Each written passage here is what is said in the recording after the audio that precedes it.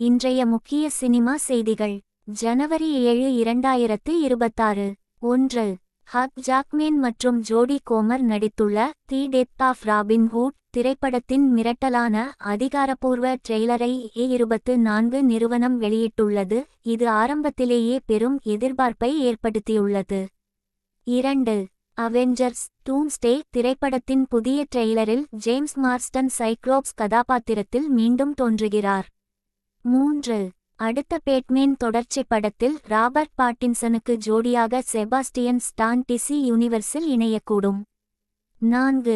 Thread central என்ற திகில் செய்தித் தளத்தை கையகப்படுத்துவதன் மூலம் பிஎஃப்ரைட் மீடியா நிறுவனம் தொடங்கப்பட்டுள்ளது. 5. திரெய்லர் சென்ட்-ஹில் ரேச்சல் மெகாடம்ஸ் மற்றும் டிலான் ஓ பிரையன் நடித்துள்ள உளவியல் த்ரில்லர் திரைப்படம். 6.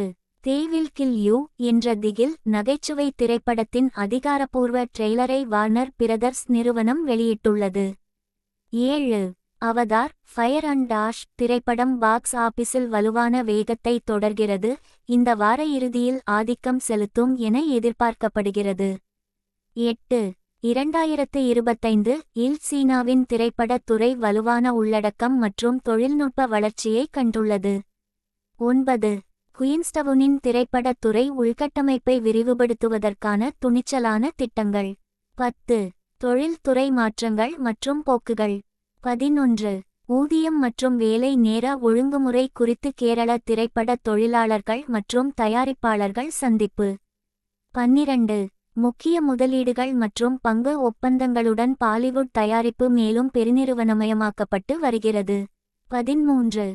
பாக்ஸ் ஆபிஸ் மந்தநிலைக்கு மத்தியில் திரைப்பட ஸ்டுடியோக்கள் டிஜிட்டல் உள்ளடக்க நிறுவனங்களுடன் கூட்டு சேர்கின்றன.